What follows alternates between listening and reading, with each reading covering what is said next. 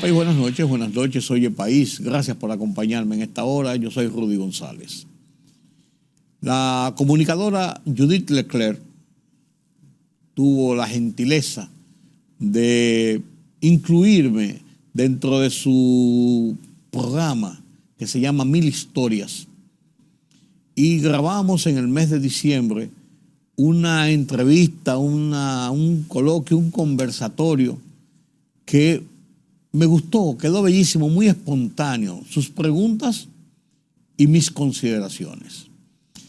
Lo hicimos en el Jardín Botánico, en un ambiente fresco, en diciembre, fresco, agradable, apacible, que le permite a uno explayarse y hablar de la vida. Y ese era el sentido de esa historia, una de sus 1000 historias, como titula ella su programa. 1000 Historias con Judith Leclerc. Me gustó el programa y aprovecho esta ocasión y lo comparto con ustedes a continuación.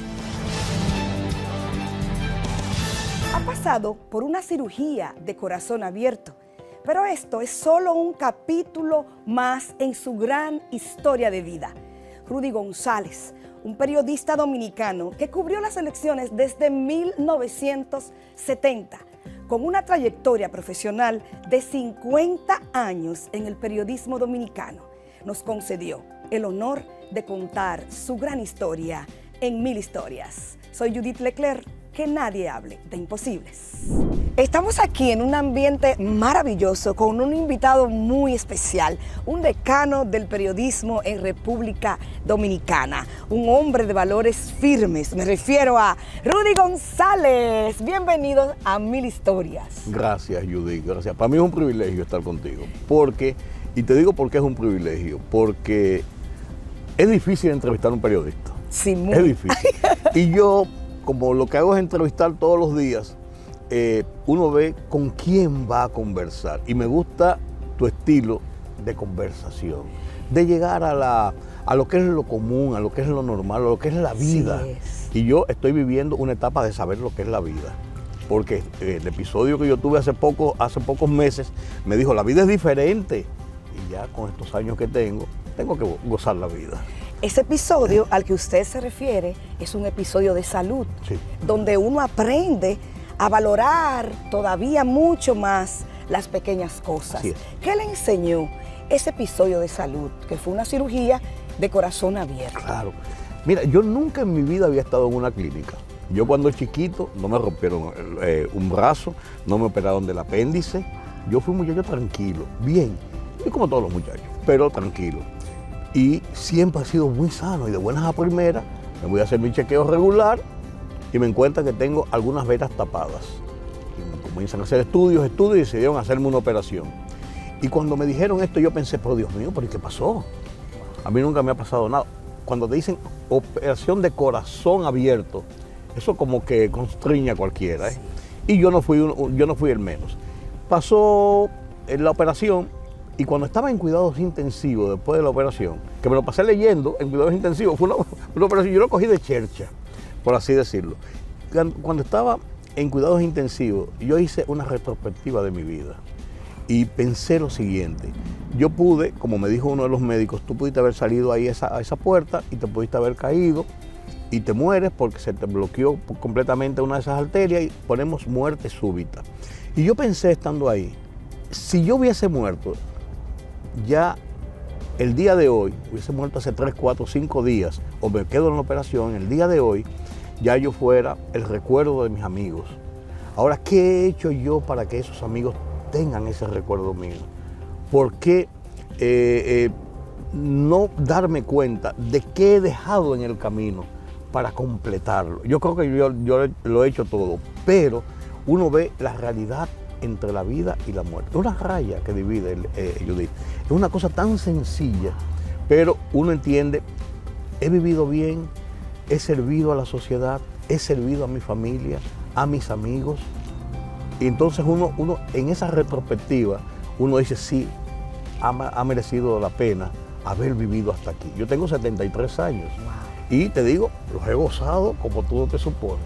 con altas y bajas, con alegrías y penas, como todo ser humano. Pero siento más satisfacción que tristeza, que pena por algo que no haya hecho. Yo siempre tengo una frase, mi papá lo decía, y es una frase muy popular: a quien tú no puedas hacerle un bien, jamás le hagas un mal.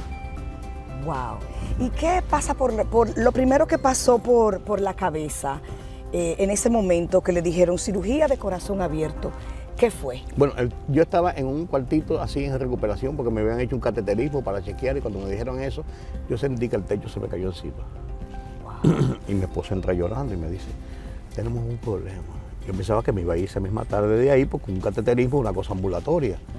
Tenemos un problema. Y yo dije, Dios mío, yo soy un hombre de mucha fe, que no se la ando pregonando a nadie. Yo nací en un hogar cristiano, y al nacer en un hogar cristiano, yo soy una persona que tiene una fe profunda. Y pensé, bueno, Dios, en tus manos me encomiendo. Mi esposa llorosa me dijo, tenemos un problema, y yo le dije, vamos a salir, despreocúpate, vamos a salir. Y vinieron los médicos y me dijeron esto y aquello, y yo pensé, voy a salir de verdad. Yo confié. Mi familia, se reunió toda mi familia. Mis hijos que viven fuera llegaron al día siguiente, pensamos irnos fuera a hacerme la operación, dijeron no, vamos a hacerla en el país, hay suficiente experiencia para hacer eso, y confié en ellos. El médico me dijo, confía en nosotros y confía en él y en ese equipo ahí en Sedimat. Y mis hijos vinieron, mi familia, mis hermanos estuvieron ahí, mis hermanos todos menores, yo soy el papá de ellos, por así decirlo, porque soy el mayor. Mis amigos, y una fe en Dios de que iba a salir bien. Oye, y salió bien. Yo dije, los 3 días que yo estuve antes de la operación, en preparación ahí en Sedimat, los amigos que iban a visitarme, Miguel Franjul, por ejemplo, fue a visitarme y me dijo, pero si tú me dices que vengamos a beber café para acá, yo vine preparado mentalmente, porque yo pensé que iba a encontrar un hombre así, con muchísimos aparatos y en pijama. Y Josefina Navarro llegó, mi amiga Josefina Navarro de toda la vida, llegó con un bulto lleno de cosas, de unas papitas y unas cosas que metió de contrabando en Sedimat, para decir, yo me voy a quedar aquí todo el día porque este hombre debe estar en una situación muy crítica. Y así por el estilo. Y yo lo pasé muy bien, y eso me preparó, y me preparó físicamente, pero me preparó mentalmente. Y pasé ese trance 13 días en un hospital, un hombre que nunca había estado en un hospital, 13 días en un hospital. Y cuando yo salí, yo dije, ¿yo puedo salir caminando? Y me dijeron, no, tiene que salir necesariamente en una silla de ruedas. Uno de los días, la experiencia mayor que yo pasé en cuidados intensivos, al segundo día de estar ahí, yo llamé a una de las enfermeras y le dije, hazme el favor. Como son habitaciones, los cuidados intensivos de Sedimat son habitaciones en una sala común, le dije, tú me puedes parar y llevarme a esa ventana, una ventana que estaba a 8 metros o 10 metros. Yo lo hice como en 15 minutos, caminando hacia el pasillo. Wow. Y cuando me paré en la ventana y miré hacia afuera, la enfermera fue y se paró y me dijo, ¿y qué usted está mirando? Digo yo, esas son las luces, las torres de las luces del Estadio Quisqueya y 5 camiones de esos que reparten agua. Y me dice, pues ¿qué usted ve en eso? La vida. Wow. Esa es la vida. Y dije, ratifiqué mi convicción de vivir. Me encanta. Y aquí estoy contigo. Vio que de todos los procesos que uno vive, de esos procesos dolorosos, tristes, de ahí sale la luz más hermosa. 5 meses solamente de ese trance. Y mírame cómo estoy. Y más alegre, más firme para vivir. Y me siento más humano. ¿Verdad que sí? Me siento más humano, porque sé por lo que deben pasar muchas personas. Ahora yo he hecho casi un club de amigos que han tenido y se han operado. Anoche estuve hablando con uno de ellos hasta las 11 de la noche, que se acaba de operar hace 2 semanas. Y yo lo llamo y le digo, ¿qué tú comes? ¿Y qué tú haces? Y ya vamos a hacer esto. Y te voy a buscar para darte una vuelta. ¿Y tú andas manejando? Sí, yo ando manejando. Hace 2 semanas me fui hasta Punta Cana con mi mujer. Wow. Manejando. Yo, está bien, yo estoy bien. Qué lindo. Sí, eso se llama empatía. Empatía y pensar también en otros, en poder usar lo que uno ha aprendido para que el otro también... Eso es lo que yo he hecho toda la vida. Tratar de las experiencias mías, compartirlas. Las buenas.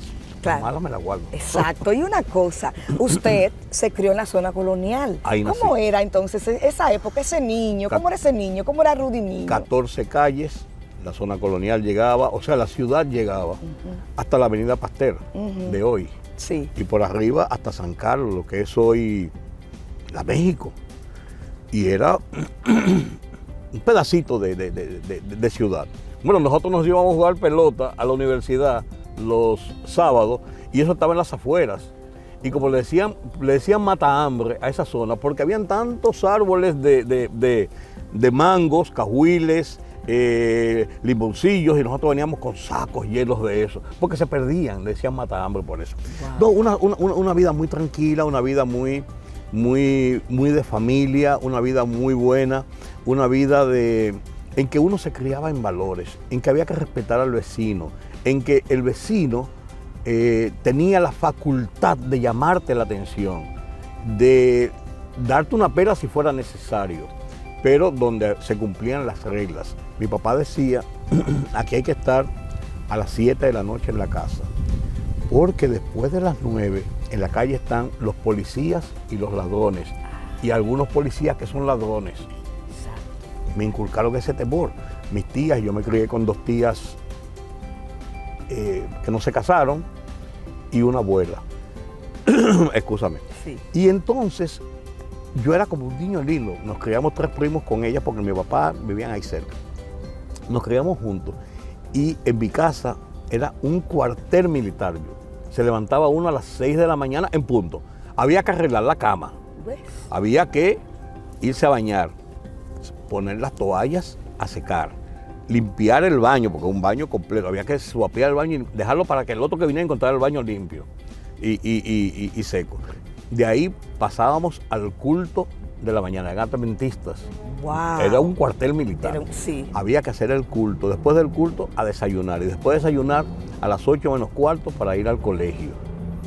Veníamos del colegio a las 12 del día, se ponía la mesa, y el que no almorzaba junto, cuando se levantaba la mesa se quedaba sin almorzar. Me encanta. A las 2:30 de la tarde a la biblioteca que está en el Parquecito Duarte. Qué pena lo que ha pasado en el Parquecito Duarte, ahí de la zona colonial, en la Padre Bellín, esquina Duarte, con este lío que se armó los otros días. Ahí la biblioteca frente al convento de los dominicos, a estudiar todos los días ahí, a copiar las cosas. A las 5 de la tarde volvíamos, ya después de haber estudiado, la cena, a bañarse, la cena, acostarse todo el mundo. El culto de la tarde y acostarse. Es una vida. Wow. Los fines de semana entonces ya habían algunas libertades, pero una vida de familia, de amigos, de compañeros, de convivencia, es una vida diferente. Wow. ¿Y qué usted leía? Porque usted me dice que cuando lo operaron de corazón abierto, se puso a leer, que también lo llevaban a las bibliotecas de la zona colonial. ¿Qué leía en ese entonces y cómo aprendió a amar la lectura? Desde muy pequeño en mi casa se leía. Para comenzar, ¿tú sabes lo primero que yo leí en mi vida completo, la Biblia? ¡Wow! Había un proceso, había un mecanismo de leer la Biblia en un año. Tú podías leer la Biblia completa en un año para no hacerte aburrido. Y la Biblia es un libro bonito porque es un libro de historia. Tú tienes que verlo, tiene un concepto religioso, pero también tiene un concepto de historia, de cómo fue la formación del mundo, de cómo se dividieron los pueblos, y todo basado en el pueblo de Israel. Pero en mi casa era obligatorio leer. Y además, antes no es como ahora, que tú coges una computadora y metes Judith Leclerc y te sale la vida entera. Y entonces tú coges 2 párrafos, un copy-paste y lo pones en la página. Antes había que ir a la biblioteca y fajarse con esas enciclopedias y abrirlas y comenzar a leer y comenzar a copiar. Y por eso uno aprendía mucho. Pero al hacerlo así, tú te ibas haciendo amante de la lectura. En mi casa siempre se leyó mucho, se obligó prácticamente a leer mucho. Mi papá leía mucho. Y entonces yo me acostumbré a leer y siempre me ha gustado leer. ¿Y cuándo decide entonces ser periodista? Bueno, cuando yo termino la secundaria, tenía 17 años, 1967, tú no das ni un besito cuando eso, 1967, yo quería estudiar periodismo. ¿Por qué quería estudiar periodismo? Mi papá trabajaba en un periódico. Yo me crié entre las rotativas y todo lo que tiene que ver con un periódico ahí en La Nación. Mi papá trabajaba en La Nación en esa época. La Nación estaba donde está la tienda La Sirena, que está ahora en la avenida Mella. Y yo vivía ahí al doblar en San Antón. Y me pasaba el día entero ahí. Y iba mucho. Y tenía ese amor por el periodismo. En mi casa, por demás, se reunían muchos amigos de mi papá. Con mi papá, en el patio, tenemos un patio frondoso, una cosa como esta, precioso. Y ahí se reunían y tomaban tragos y mi mamá le preparaba un sancocho, eso hasta las 9 de la noche. Eso no es como ahora de cantar a las 4 de la mañana. Sí. Y entonces yo oía las historias y veía a los amigos de mi papá y me apasionaba el periodismo. Nos vamos a ir a una pausa y al regreso seguimos esta maravillosa historia de Rudy González, un gran decano del periodismo dominicano. Seguimos con más. Soy Judith Leclerc, que nadie hable de imposibles. La libertad solo reside en los estados en los que el pueblo tiene el poder absoluto. Por el respeto a los valores democráticos y la dignidad del pueblo dominicano, El Rumbo de la Tarde, plural, objetivo, comprometido siempre con la verdad, con Georgie Rodríguez, Rudy González y Ramón Colombo. Los poderosos ya están en el aire.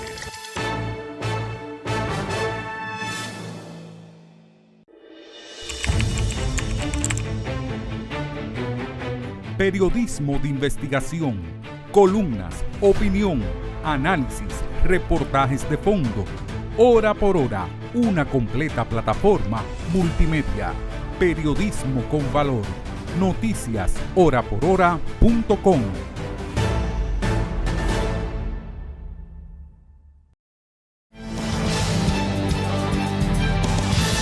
Son casi no, 50 y pico de años, 56 años en el periodismo. Eso se dice muy fácil, pero es una carrera muy sacrificada.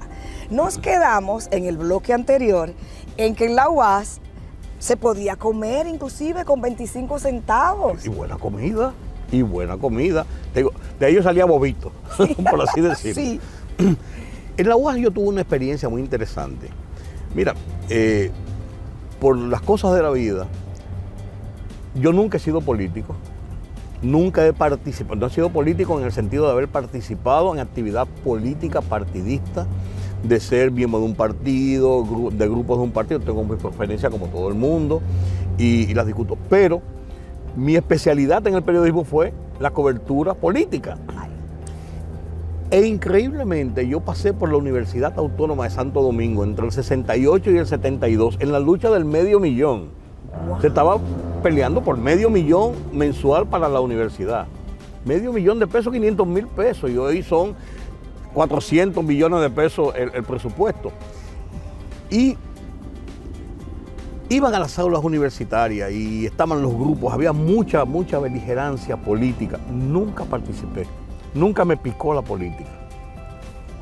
Al contrario, tuve algunos problemas con algunas gentes, con algunos grupos, que después fueron mis amigos y gente que estaba muy radicalizada, principalmente gente de la izquierda. Yo tengo un pensamiento de gente de derecha, me gusta, creo en la democracia, discuto a veces de ese tema entre izquierda y derecha, sí, pero no soy un radical, Para colmo, en el 69, por una de esas cosas del destino y también de mi formación con Cuchito Álvarez, yo paso a trabajar con una agencia de noticias norteamericana, con Associated Press. Wow. Porque Cuchito me puso a que Robert B. Reyes, uno de los grandes veteranos del periodismo, que venía mucho a República Dominicana, lo asistiera, porque él no podía asistirlo. Cuchito era el corresponsal de la AP, para que lo asistiera y lo ayudara en algunas cosas. Yo lo ayudé. Wow. En esas cosas, y después Cuchito se fue retirando y me fue dejando la agencia a mí y ellos me contrataron para eso. ¿Qué pasa? Robert B. Reyes cae en el 73 como el hombre que trabajaba como doble agente, además de ser periodista y corresponsal para América Latina de Associated Press, era agente de la CIA y lo involucran en el golpe de Estado de Salvador Allende, el golpe de Estado y muerte de Salvador Allende en Chile. Él trabajaba también para una compañía que es All American Cable, sino ITT, International Telegraph and Telephone. La ITT, que era una dependencia de la CIA, decía. Entonces, a mí me tipificaron inmediatamente esos grupos comunistas de ser agente de la CIA. ¡Ay! Y desde siempre, bueno, mucha gente entiende que yo siempre fui un agente de la CIA. ¿En serio? Sí. Y yo no se lo desmiento a nadie. No se lo desmiento a nadie porque eso no se desmiente, porque la gente no te lo cree, que tiene un concepto de ti, dice que tú eres esto, que ay, mira, está negándolo, pero... Esas son fábulas que se van tejiendo. Entonces yo se lo dejo. Entonces yo trabajé con Associated Press 22 años y en la universidad tuve algunos encontronazos con esos grupos de izquierda. Me acuerdo una vez que un grupo del Pacoredo, ahí en plena alma mater, saliendo de la puerta ahí, yo estaba haciendo un trabajo, un reportaje, me dieron una tanda de golpes, me rompieron la cámara, me rompieron el poloche que yo tenía. ¿Quién me salvó? Atuey de Camps Jiménez, que era secretario general de la Federación de Estudiantes Dominicanos, amigo mío también, porque lo conocía de siempre, y él y su grupo le dieron una, como le dicen ustedes, una salsa a esos gente del Pacoredo. Y después muy amigo mío, uno de los que estaba ahí, Gregorio, me recuerdo, amigo mío, me decía, yo sí siento haber hecho esto. Entonces son experiencias. Eso va curtiendo a uno también. Y esa experiencia con la APE, esa experiencia ya en el Caribe, muchos años en el Caribe pasé a ser editor político, después vino Teleantillas, que era una dependencia del Caribe, comencé a hacer televisión por primera vez en mi vida. Teleantillas fue un boom y nosotros hacíamos aquellas despedidas y aquellas introducciones desde la calle que no se veía en la televisión dominicana. Y eso fue yo andaba entonces ya con saco y corbata todo el tiempo, porque no sabía en el momento en que tenía que hacer una despedida. Y además para ir al Congreso yo siempre fui muy respetuoso de eso. Al Congreso siempre fui con saco y corbata porque era un centro solemne. Y entonces de ahí fui escalando hasta que en el periódico, en el Caribe, fui un agente de Germán Órdenes, de sus amigos Germán Órdenes. Tengo muchos episodios de cosas que pasaron en la política y en las cosas. Germán Órdenes es un protagonista de todas esas cosas, igual que don Rafael Herrera. Y entonces yo aprendí mucho y tuve muchas vivencias. De ahí entonces me contratan en el 1984, nada más y nada menos que Miguel Guerrero, mi gran compañero, me dice un día, ¿tú quieres trabajar en Última Hora? Aníbal de Castro me dijo que le ayudaba a conseguir un buen periodista para que fuera jefe de redacción y su director de Última Hora, porque tiene un problema ya y necesita un periodista. Y yo, encantado, me reúno con Aníbal de Castro y eso fue un lío para yo salir del Caribe que tú no te supones. No querían que se fuera. No, porque cuando yo le dije a don Germán, mire, me estaban ofreciendo en el grupo Listín para que me vaya a Última Hora como su director. ¿Y por qué tú te quieres ir? Y fue un pleito. Y entonces, lo que yo no supe, después me enteré, él llamó a don Tuturo Pellerano. Tú no puedes estar quitándome mi periodista, que fue un lío. Y me dijo, tú no te puedes ir. Y yo le dije, pues don Germán, déme la oportunidad de yo probar. Pues tú, es un problema de salario, ¿qué es lo que te pasa? No, que yo quiero probar, quiero tener la oportunidad. Hasta que finalmente, ¿tú sabes cómo me fui? Después de discutir todo esto, yo tuve que hacer un mes de trabajo en el Caribe, al tiempo de hacer un mes de trabajo en Última Hora. Yo me iba a Última Hora y llegaba a las 6 de la mañana, salía a las 2 de la tarde cuando terminaba la edición y a las 4 de la tarde estaba en el Caribe entrenando a una gente para que fuera editor político y entrenando a una gente para que fuera editor internacional, porque yo trabajaba también los asuntos internacionales del periódico. O sea, tenía una jornada doble.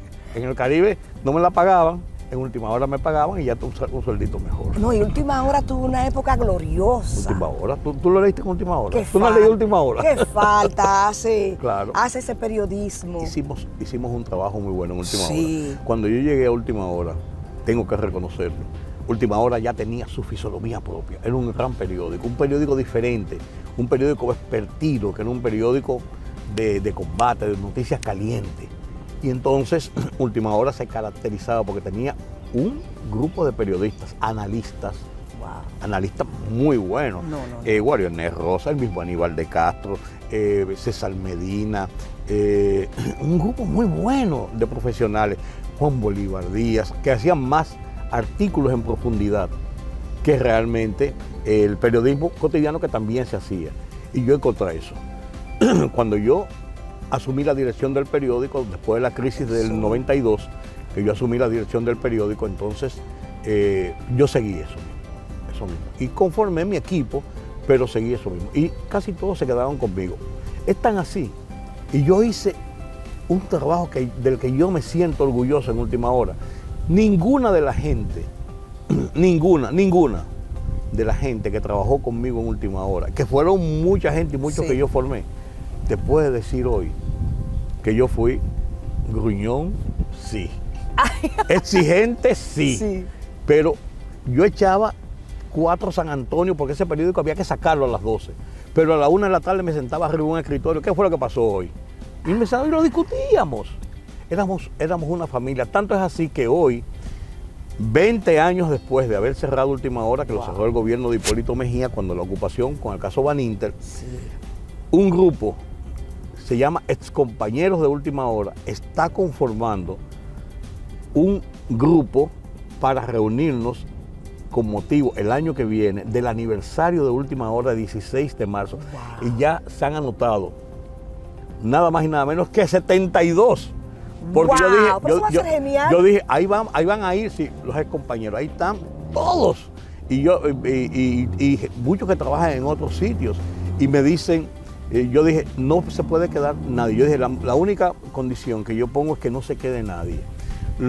Yo siempre he tenido el concepto de que el mensajero es tan importante como el periodista, porque si él no te lleva el papel ahí atrás, Exacto. no llega la información ahí atrás. El fotógrafo, la gente que trabaja en diseño, la telefonista, o sea, todo es un equipo, es un conjunto. Y para mí todos éramos iguales en ese sentido. Wow. Yo tengo dicen que yo soy muy carismático con eso, pero era mi equipo. Era mi equipo. Y cuando a veces me ven en la calle y me dicen, jefe, yo le digo, jefe, no. Los otros días me encontré con una persona que dijo, ese fue mi primer jefe. Y una persona y yo le dije, yo no fui tu jefe, yo fui tu compañero de trabajo. Yo tenía una posición y tú tenías otra. Y si tú no tienes esa posición, yo no puedo hacer mi posición de jefe. Seamos compañeros de trabajo. Y eso me ayudó. Fue en 2003, si no me equivoco, ¿verdad? Sí. Exacto. Entonces, hace 20 años, ¿cómo justamente. le impactó eso profesional y personalmente? Una cosa impresionante. Yo nunca había estado sin trabajo en mi vida. Y de buenas a primeras, de la noche, de la mañana, cuando llegó esta gente y ocupó el periódico, y Miguel Franjul y yo decidimos salir del periódico. Lo que pasó fue que dijeron, no, estamos cancelando, la nueva gente que llega, estamos cancelando a Miguel Franjul y vamos a poner a fulano de tal. Pues yo renuncio. Yo no acepto eso, yo no trabajo en un medio intervenido por el gobierno. Y salimos Miguel Franjul y yo, hay una foto famosa, tú la estás viendo ahí, una foto famosa, Miguel Franjul y yo con el cuadro de don Rafael Herrera saliendo por las puertas del listín. Porque Miguel Guerrero dijo, Miguel Franjul dijo, esto es mío. Eso me lo regaló don Rafael, eso no es del periódico, yo me lo llevo. Y así salimos del periódico. Para mí fue un cambio radical. Comencé una vida de periodismo privada. Comenzamos un programa de televisión, Josefina Navarro, Miguel Franjul y yo, que habíamos comenzado en RNN. Era un programa estelar, 2 directores de periódico y Josefina Navarro era la coordinadora en piso, ahí mismo, en el aire. Es un programa muy bueno, 2 directores dando las noticias del día. Y ese programa duró 3 meses, 4 meses, porque ahí mismo vino el cierre de RNN. Fue una época muy dura. Y entonces seguimos nosotros entonces, Miguel Franjul y yo, haciendo un programa de televisión. Hicimos un periódico, Diario a Diario. Sí. Ahí te lo estoy mostrando, Diario a Diario, un periódico duro, combativo, contra Hipólito Mejía y contra la ocupación. No contra el tema del caso Baninter, sino contra la ocupación a los medios. Nosotros fuimos hasta Washington. Exacto. Y nos reunimos en el Capitolio con legisladores y con la prensa internacional. Yo era vicepresidente de la Comisión de Libertad de Prensa de la CIP, de la Sociedad Interamericana de Prensa, y miembro del Consejo Directivo. O sea, teníamos un power tremendo. Hicimos una buena campaña. Pero entonces comencé mi vida particular. Monté una oficina de consultoría, de asesoría, seguí con mis programas de televisión, de ahí me metí en radio y por aquí, por ahí. Y entonces me gustó la televisión. Yo no sé de dónde me salió a mí que un hombre tan feo como yo, porque son cosas para gente que tiene una buena sonrisa, que tiene... Claro, hombre. Yo decía, bueno, pero a lo mejor le gusta lo que yo digo. Y yo digo lo que pienso. Y me metí ahí, hicimos un programa por la mañana. Después que recuperamos los medios en el 2004, que salió el gobierno de Hipólito Mejía y nos devolvieron los medios, en RNN comenzamos un programa en la mañana. Estaba Ricardo Rojas León, estaba José Monegro, estaba Orlando Gil y yo. Y después, en el 2009, comenzamos un programa en Color Visión, Oye País, que es el programa, mi programa estrella estaba Farideh Raful, que comenzó conmigo a hacer Camino de la Comunicación. Ya. Farideh Raful, José Monegro, Orlando Gil, Carlos Cuello, Julián Roa y yo comenzamos ese programa. Todas las noches de 10:30 a 12 de la noche. Y era un programa, por ahí pasaron todos los candidatos, pasaron todos pasaron presidentes, todo el mundo pasó por ahí, querían ir a ese programa. Era muy bueno, Orlando Gil era una estrella en el mundo de la política, de la información política. Y con Joselito Monegro y con Farideh Raful siempre fue agresiva. Esa muchachita es una avispita, siempre fue agresiva.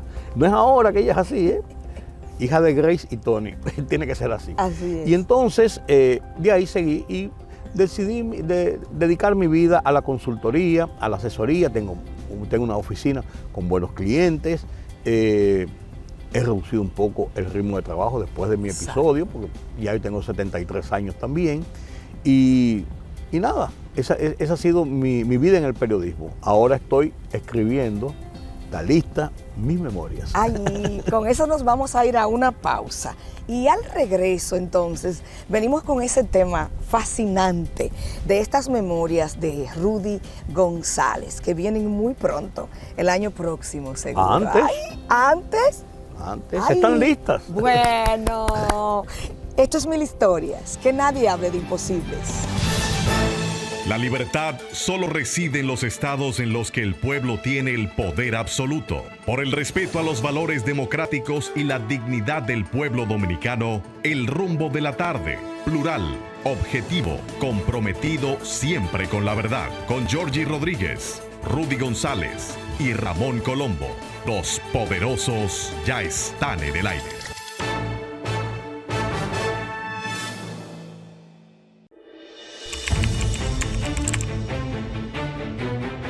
Periodismo de investigación, columnas, opinión, análisis, reportajes de fondo. Hora por hora, una completa plataforma multimedia. Periodismo con valor. Noticias horaporhora.com.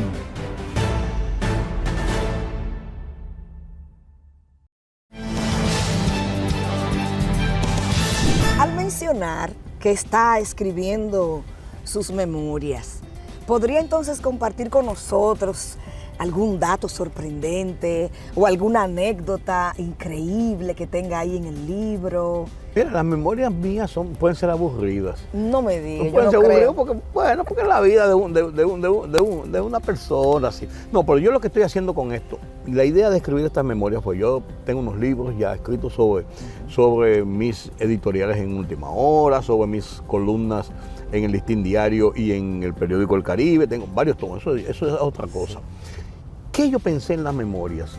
A propósito de lo que está pasando con el periodismo. Sí. Ese periodismo nuevo, basado en no hay una investigación, pocos programas hacen una investigación, pocos periodistas analizan y hacen una investigación, son inmediatistas, son lo que dice el internet, lo que dicen las redes sociales, buscando likes. Entonces hay como un periodismo como tan vacío en sentido general. Hay buenos todavía exponentes del periodismo. Entonces, muchos muchachos jóvenes. Los otros días yo estaba en una reunión, algo y alguien me preguntó, ¿cómo es el nombre suyo, señor? A mí me dio, una periodista joven, a mí me dio tanta pena, porque yo pensé, si tú ves que yo estoy hablando en un grupo de personas que son influyentes, importantes, alguien tiene que ser. Sé inteligente. Pregúntale, ¿quién es ese señor que tiene la chacabana blanca? Y te van a decir, no, ese es Rudy González, un periodista que fue. Sí. Fue periodista. Sí. Pero me di cuenta, eso me impactó y me di cuenta de que esa historia del periodismo en República Dominicana se está perdiendo, que comenzó una historia muy bonita, una historia de muchas luchas. Y sacrificio. Con la caída de la dictadura. O sea, comenzó con el mismo proceso democrático que estamos viviendo. Y con virtudes o defectos en República Dominicana se respeta la libertad de prensa. Pueden haber choques y cosas, pero aquí se hace un ejercicio tan libre que a veces uno se pone la mano en la cabeza, pues somos libres en ese ejercicio, podemos sentarnos y conversar de lo que nos dé la gana, y tú lo sacas al aire, sin temor a que pasen, a lo mejor que te llama una gente y dice, eso que dijo ese tipo, pero más nada, no pasa de ahí, no hay una persecución de Estado, ni mucho menos. Entonces yo pensé, ¿por qué no decir, no contarle a la gente cómo fue ese periodismo que yo viví? ¿Cómo era ese periodismo romántico, ese periodismo profesional, ese periodismo dedicado, ese periodismo analítico, ese periodismo que tenía todo el cuidado de cómo tú le ibas a presentar a la gente una información, explicarle un episodio? Entonces yo decidí escribir el libro. La pandemia me ayudó. Yo tengo muchas notas y muchas cosas y cogí con la pandemia. Me comencé a escribir y porque hicimos la pandemia me sirvió a mí. Yo fui de los que cumplí la pandemia en mi casa, tranquilo, con mi familia, y lo disfrutamos, por así decirlo. Y entonces escribí. Entonces llegó el momento, después que yo escribí 1000 y pico de páginas. Entonces comenzó el momento de recortar esto, de llevarlo a la realidad, de buscar fechas, nombres, episodios, porque no solamente era de mi cabeza, sino poder... históricas. Y concatenarlo con la realidad, qué se publicó, qué no se publicó, por qué pasó esto, por qué pasó aquello. Entonces es un trabajo todavía mucho más difícil. Pero entonces todo este tiempo me lo he pasado en eso. Tuve un apoyo del Archivo General de la Nación, donde me copiaron todas las ediciones de periódicos desde que yo comencé hasta que yo salí, completas en un disco duro, y ahí yo busco cosas y yo he visto cosas de las que yo no me acordaba. Sí, se le refresca la memoria. De las que yo no me acuerdo. Por ejemplo, un pleito que yo tuve con Peña Gómez y lo relato ahí. Yo fui muy crítico de Peña Gómez. Sí. Y yo publiqué en mi columna 3 a la semana, salían martes, jueves y sábado. Yo publiqué 2 artículos muy críticos a su gestión como alcalde, diciendo que fue un puro desastre la alcaldía, y que Peña Gómez es un hombre muy pasional y que no era tan profesional. Fue muy duros. Y Peña Gómez le mandó, yo todavía era subdirector del periódico, le mandó una carta a Aníbal de Castro, que era el director, de 13 páginas para contestar 2 artículos, 2 columnas mías. ¿Qué decía? Y comenzaba diciendo, tú sabrás lo que yo... Pues estaba diciendo, su muy reformista jefe de redacción y su director, y por ahí comenzaba la carta. Me dijo tantas cosas, pero él hábilmente usó esa carta para poner en contexto sus pleitos que tenía con Jacobo Magluta, del cual él no había hablado. Lo que pasa es esto y eso, porque él me acusaba a mí, decía que yo, aunque decía su muy reformista, yo no era reformista, él me acusaba a mí de ser amigo de Jacobo Magluta, y es verdad que yo era amigo de Jacobo Magluta. Y la amistad de Jacobo Magluta se concretó más porque Orlando Gil era su asistente, y Orlando Gil siempre fue conmigo, fuimos compañeros siempre, toda la vida. Y entonces él me acusó, y esa carta dijo de todo. Y me dice Aníbal de Castro, excelente, brillante profesional, me dice, Rudy, mira esta carta que mandó Peña Gómez, ¿qué vamos a hacer con ella? Públicala. Públicala. Pues dice muchísimas cosas de ti, públicala. Wow. Ese es el derecho de Peña Gómez, decir eso, contestar lo que yo dije, porque yo creo en ese derecho. Por el hecho de yo ser periodista, de yo ser el director de un periódico, de yo ser el dueño de un programa, no me da a mí la potestad de decir de ti lo que me dé la gana y no dejar que tú tengas tu versión sobre lo que yo digo. Yo eso lo respeto, pero como tú no te supones, se publicó la carta y estaban la gente del PRD esperando una respuesta mía en las siguientes columnas. Pasó 2 semanas, 3 semanas, 4 semanas, 5 semanas. Y un día cogí, le metí un viaje a Peña Gómez, tan desconsiderado como el primero, pero más pensado, más analizado, y fui muy duro, pero me dio una lección Peña Gómez. ¿Qué pasó? Llega Marino Mendoza a mi oficina en el periódico y me dice, Rudy, Marino Mendoza, amigo mío, habíamos cubierto él por el Listín Diario y yo por el Caribe, habíamos cubierto las campañas políticas, y me dijo, Peña Gómez quiere verte. Está bien. No, pues él quiere verte. Puede ser mañana, por la tarde. Digo, sí, ¿dónde? No, yo te vengo a buscar para llevarte a la casa de él en Cambita. Wow. Marino Mendoza estaba ahí, me llevó a la casa de Peña Gómez. Y cuando yo llego a la casa de Peña Gómez en Cambita, Peggy está viva ahí. ¿quiere beber algo, don Rudy? Espere, que él está recibiendo una gente en un momentito.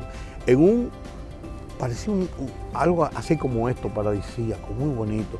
Como un bohío pequeñito, ahí estaba Peña Gómez sentado, con una ropa de hacer ejercicio, demacrado, así ya, casi no podía ni hablar. Y me dijo Peña Gómez, hola Rudy, ¿cómo tú estás? Digo, Peña, ¿cómo están las cosas? ¿Cómo te sientes? Porque estamos muy mal. ¿Cómo te sientes? Caramba, me dice, yo te mandé a buscar. Hablamos de dos o tres cosas, ¿cómo tú ves la situación del país? ¿Qué tú crees? Y cuando me dice, mira, yo he hecho por el país. He entregado mi vida por el país, aunque mucha gente no lo crea. Pues yo creo en eso. Y yo sé que tú y yo tuvimos muchas dificultades. Yo quiero pedirte perdón si yo te ofendí en algo. Oye, me emociono todavía. Wow. Un hombre casi murió. Un líder de esa magnitud. Así, decirme. Oye, nos abrazamos, le pedí perdón también. Si yo te ofendí, Peña, pues son los rigores de la vida pública y ese tipo de cosas. Y me dio una lección. Me dio así casi ya en el ocaso de su vida. Los relato textualmente en mi libro. Y relato ese episodio. Y ahí uno aprende el poder que uno tiene como periodista. Y cómo, lo terminé de aprender, de cómo usarlo debidamente. Uno puede hacer mucho bien, uno puede hacer mucho mal. Yo creo que lo que uno tiene que hacer es ser objetivo y sacarse de dentro cualquier tipo de pasión. Con Peña Gómez yo fui pasional, no te lo niego. Sí. Yo fui pasional. Y fui pasional quizás motivado porque en el Caribe Germán Ornes era un hombre muy duro y muy pasional contra la gente del PRD. Era muy duro con ellos, contra Bosch. Yo tuve muchos encontronazos con Bosch, me acusó de ser agente de la CIA para botarme de su casa un día. Y decirlo en boca de Juan Bosch, pasaron episodios que me dieron mucha atención a raíz del asesinato de Orlando Martínez. Y esas experiencias hacen que uno tenga la necesidad y la obligación de hacer eso que yo estoy haciendo, hacer esas memorias, porque eso no debe perderse. Y lo estoy haciendo para que esa nueva generación de periodistas, no para decir, Rudy González escribió un libro y es un bestseller. ¿Qué bestseller ni bestseller? Que incluso mi idea es regalarlo a las universidades, a los estudiantes, que caigan en manos de las personas y a los amigos, lógicamente. Pero básicamente, hacer una inversión, porque tiene una inversión económica, de tiempo, hacer una inversión para que quede algo. Y tú lo leerás y dirás, pues mira lo que dice Rudy González, él me va a engañar con esto que piensa aquí. O dirá, caramba, yo no conocía esto, mira esto. Esa es mi idea, ese es mi plan. Y por eso hablo de todos mis relaciones con el poder político. Por eso se llama prensa versus poder. Precisamente por eso, porque quiero ver desde la perspectiva del periodista cómo el poder tiene fuerza. Ahí hablo del imperio de los Estados Unidos, que le voy a decir, él no es la gente de la CIA, ¿no? Y una cosa. Y así por el estilo. Sí. Esa es la idea. Tengo muchos episodios que narro, hay muchos episodios. Y relato también algunas situaciones muy conflictivas y muy difíciles que yo viví como periodista y que vi vivir en otros como periodista y que vi desenlaces que no debieron ser o que debieron ser. A mi forma de ver las cosas, a mi interpretación, que no será quizás la verdad absoluta, pero es mi visión. Y quiero preguntarle sobre el perdón. Ese perdón que usted vivió en ese momento, ¿cómo durmió esa noche? Si te digo la verdad, bien. Bien. Porque aunque me apenó y me fui afligido y me acongojó, vi que realmente se puede. Que uno puede sacar de adentro cualquier cosa que le haga daño. Y además que otra persona que entiende que tú puedes haberle hecho algún daño, haber tenido alguna situación que lo haya enojado, que pueda sentirse con la satisfacción de que eso no tuvo una mayor consecuencia que le hiciera más daño. Y eso, dormí bien. Tanto es así que después, 2 periodistas más, lo relato en mi libro, Peña Gómez le dijo que él quería hablar con ellos. Él hizo ese periplo con varios periodistas. Sí, yo estaba ahí. Wow. Y era testigo de esa reunión. Dicen que el perdón es liberador. Así, y yo lo creo. Increíble. Yo lo viví. Y es maravilloso el perdón. Uno no sabe el poder del perdón. Es hermoso porque, y más cuando viene del corazón. 3 semanas después de ese episodio, murió Peña Gómez. Wow. Yo cubrí ese suceso. Fue Muy triste. muy triste. Y mucha gente, incluyéndome, descubrimos lo grande que era ese hombre, que mucha gente nos mintió sobre él y le creímos. Y era un hombre grande y humilde y bueno. Lo que pasa también, Judith, que a veces no nos damos cuenta de la gente que tenemos, de la calidad de la gente que tenemos, de la valía de la gente que tenemos, hasta que después nos mueren y pasa una retrospectiva. Mientras los tenemos ahí, lo sabemos, pero como que no. Exacto. Eso es una condición humana, ¿eh? No solamente, eso pasa frecuentemente. Eso pasa. Y de su historia, de las historias que usted cubrió, ¿cuál fue la más significativa de todas? La que más lección le dejó, aparte de esa. ¿O la más difícil? Bueno, yo estuve en Nicaragua como corresponsal de Associated Press. Me mandaron a Nicaragua a cubrir el final de Somoza. Y yo estuve en el Hotel Intercontinental cuando mataron a Bill Stewart, el periodista norteamericano de ABC, que fue lo que dio motivo a que los norteamericanos intervinieran y definitivamente acabaran con el régimen de Somoza. Fueron días muy duros y muy tensos. Y cuando ocurrió aquello, todos pensábamos que a cualquiera de nosotros podía morir. Y yo decía, ¿qué hago aquí? Wow. ¿Qué hago aquí? Pues estaba ahí. Esa fue una gran experiencia y además era todavía mi época casi de formación mucho más recia, mucho más profesional. Yo he entrevistado mucha gente importante. Recuerdo una entrevista que hice con Raúl Cedrás. ¡Wow! En Haití. Me fui con Ricardo Rojas León y entrevistamos a este hombre que no había dado una entrevista para nadie. Tenía como 4, 5, 6 meses en el poder después de haberle dado el golpe de Estado a Jean Beltrán Aristide. Y me ofreció una entrevista. Y conversamos y conversamos. Y cuando yo publiqué esa entrevista aquí en Última Hora, a doble página, varios días, causó un revuelo, que cómo era posible que yo estaba exaltando a este golpista. Hablé de lo que él me dijo y fue una entrevista que incluso para evitar cualquier cosa, después yo escribí un par de columnas sobre mis interpretaciones del tema, usé mucho la técnica de preguntas y respuestas. Una introducción y preguntas. Yo pregunté esto y él contestó esto. Para evitar que las interpretaciones pudieran llevar a un morbo. Pero para mí es más, y dijeron tantas cosas de mí, que cogí una fotografía de Raúl Cedrás conmigo, yo entrevistándolo al lado con mi grabadora, y la puse en mi oficina de este tamaño, para que todo el que entrara ahí se explotara. Esa fue una gran cobertura. Después de eso, la muerte de don Antonio Guzmán. Wow. A mí me llamaron en la noche del suicidio de don Antonio. Me mandó don Germán Ornes, me llamaron a mi casa. Yo acabo de llegar de Estados Unidos de viaje de vacaciones. Y me llamaron que fuera a Palacio, que había una situación en Palacio y que fuera a representar a don Germán Ornes. Y cuando yo llegué allí, a Palacio, no puede entrar por aquí. Entramos por la puerta de adelante, por la Moisés García. No, es por la puerta de allá atrás. Ahí estaba llegando don Rafael Herrera también. Cuando llegamos a la puerta de atrás, un oficial, capitán joven, correcto hasta lo último. Yo jamás supe cómo se llamaba. Don Rafael Herrera, sí, pase. Yo soy Rudy González, que no tenga esta lista. No, yo vengo por don Germán Ornes. Esta lista usted no está. Y le dice a don Rafael, no, ese es uno de los muchachos de Germán, ese es uno de los muchachos de Germán. Si él te dice que viene por Germán, lo siento, pero yo no puedo dejarlo pasar. Tipo firme. Y ahí don Rafael Herrera entra y vino Stormy Reynoso, asistente de Jacobo, a buscarme. Sí, para que lo dejen entrar. En ese episodio que yo estuve ahí llegó Lorenzo Sánchez Baret con un fusil FAL en las manos, que era subsecretario administrativo de la presidencia. Yo voy a entrar. El oficial le dijo, usted no puede entrar. ¿Usted sabe quién soy yo? Yo sé quién es usted, licenciado. Pero yo voy para adentro.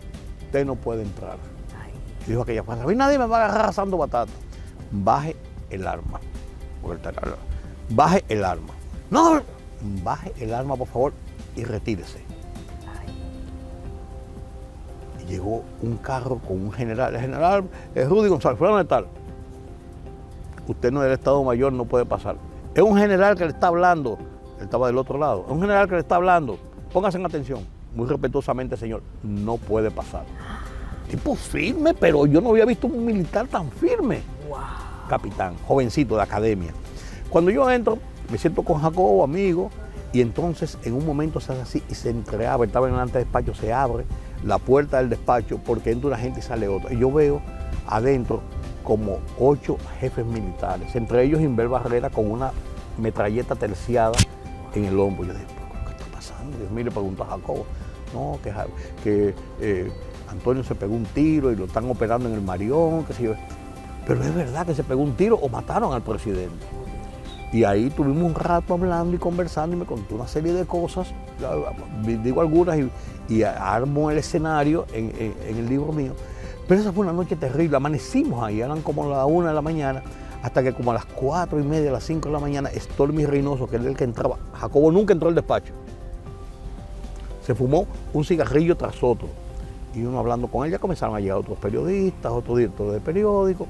En un momento estuvimos don Rafael y yo por muchos ratos solo con Jacobo y nos contó muchas cosas, algunas de las que yo relato. Y entonces Stormy sale con una cara muy seria y le dice a Jacobo, murió don Antonio. Rápidamente Stormy llama a Comas, el coronel de Jacobo, que era el vicepresidente, que fuera a la oficina y trajera el traje negro. Jacobo estaba en camisa, que trajera el traje negro, se metió en un bañito ahí, se cambió y salió a esperar la juramentación. Wow. A las 6 de la mañana, saliendo el sol, llegó Néstor Contín Aybar, presidente de la Suprema Corte de Justicia, y juramenta a Jacobo Magluta como nuevo presidente de la República. Y yo salí de ahí, después de la juramentación, y me paré en la puerta del Palacio, hice una transmisión para Teleantillas en vivo. Wow. Eso para mí fue una noche inolvidable, inolvidable. Y qué bueno que y pueda las cosas contarla. que yo oí ahí y de las que se hablaron ahí y de todo lo que se mencionó, una cosa impresionante, terrible. Ese libro hay que leerlo, esas Pero memorias. yo tengo, sí, yo creo que ahí pueden haber cosas interesantes. Claro, muy Pero interesante. pues no te hagas demasiadas ilusiones, pero yo creo que pueden haber cosas interesantes. Y antes de finalizar, cuéntame un poco de la familia, su familia, Mira, sus hijos. Mira, yo casé temprano, tenía apenas 22, 23 años, era la época como uno se casaba, sí, así. Me casé con una muchacha joven del barrio, una muchacha buena, de familia, tenía apenas 17, 18 años, casamos jóvenes, tuve 3 hijos, maravillosos, viven fuera del país, ella es ciudadana americana, ellos son ciudadanos americanos todos, una diplomática, otro militar y abogado, y otra que trabaja en la empresa privada, y una familia bellísima. Me divorcié por las cosas de la vida. Si tú me dices a mí por qué me divorcié, yo te digo que no sé. Wow. Oye, honestamente, wow, ni yo le pegué cuernos a mi mujer, ni ella me pegó cuernos a mí, ni pasó nada, nos divorciamos. wow. De las cosas de la vida. Y tuve 3 años soltero, pero yo me di cuenta un día me pasó un episodio que marcó mi vida y cambió. Director de periódico, poco de dinero, yo de todos mis bienes, todo se quedó con mi familia, yo entregué todo a mi esposa. Entonces tú te lo ganaste, no dije que repartir mitad, no, eso es tuyo. Yo me quedé con lo que tenía. Director de periódico, llegó un día de última hora, sí, a las 2 de la tarde, almorcé. Para mí lo más grave del mundo es almorzar solo. Sí, Es triste. almorzar solo todos los días, es una tristeza para mí. Almorcé, llegué a la casa, me puse a ver televisión, me puse a leer, qué sé yo, me quedé dormido, yo nunca duermo siesta, me levanté a las 8 de la noche, me di un baño, me puse mucho perfume, me puse una ropa bonita y dije, me voy a comer el mundo es mío hoy. Ay, Dios. Salí para la calle, di una vuelta en mi jipeta y me paré, recuerdo como hoy, en la Abraham Lincoln con Roberto Pastoriza frente a la bolera. Estaba el semáforo en rojo. Había llamado a todos mis amigos y ninguno aparecía. Y unos que aparecieron, que un amigo precisamente de la embajada americana me dijo, no, nosotros estamos en casa de fulano, pero ya nos vamos. Yo dije, pues ya terminaron los cines, son las 10 de la noche. Wow. ¿Y qué yo voy a hacer? Pues yo soy un hombre infeliz. Oye, Judith, yo soy un hombre infeliz. Dije, no, yo voy a formar mi familia de nuevo. Wow. Conocí a una muchacha maravillosa que trabajaba con nosotros en el grupo Listín. Tuve una relación muy seria, muy decente con ella. Y le dije un día, me voy de viaje a una reunión de la CIP Argentina. Me voy a pasar una semana afuera. La invité a cenar esa noche antes de irme. Cuando yo venga, voy a organizar casarme. ¿Te quieres casar conmigo? Me dijo, pues ¿tú crees que eso es así? Yo tengo que hablar con mi papá y con mi mamá, yo no puedo casarme porque la gente quiera. Bueno, yo te digo que yo me voy a casar y quiero que seas tú, pero yo me voy a casar. Me fui de viaje y cuando vine, ya ella había tenido tiempo de pensarlo y decidimos casarnos y nos organizamos y nos casamos. A los 6, 7 meses, 8 meses nos casamos. 3 hijos, unos mellizos. Pasó una situación con nosotros. Yo decía, yo no quiero tener más hijos, yo tengo 3 hijos. Pero veía en ella una muchacha joven, profesional, que me amaba, que me ama, que yo la quería. Veía en ella una tristeza. Quería tener un hijo. Porque esa es la parte de la vida del matrimonio, quería tener un hijo. Y entonces, ¿qué pasó? Yo le dije, bueno, que yo no quiero tener más hijos. Y en eso pasaron 2 años, 3 años, mellizos. ¡Wow! Y después de los mellizos, encantado, bien todo el mundo, bien, todos felices. A los 2 años me dijo, estoy embarazada de nuevo. Una hembra. ¡Wow! Yo creo que Dios ha sido bueno. Una hembra. Y esa familia ha sido, para mí, incluso ya en mis últimos años que he vivido, en este tránsito que tuve de salud, en este tránsito de recomponer mi vida, han sido la base principal de esa felicidad, de esa tranquilidad, de ese buen vivir. Y así como tú me ves, así yo soy. Qué lindo. Mira, esa es una entrevista hermosa como yo la soñaba. Yo estoy muy contenta, muy agradecida de que nos haya contado parte de su historia, porque 56 años no se recogen así, 56 años en el periodismo. Un poco aburrido, pero bueno. Bueno, a mí me ha encantado, yo sé que al público también, y sobre todo a los estudiantes de periodismo, a los más jóvenes, a los novatos, que esto les va a servir muchísimo. Esa es mi esperanza.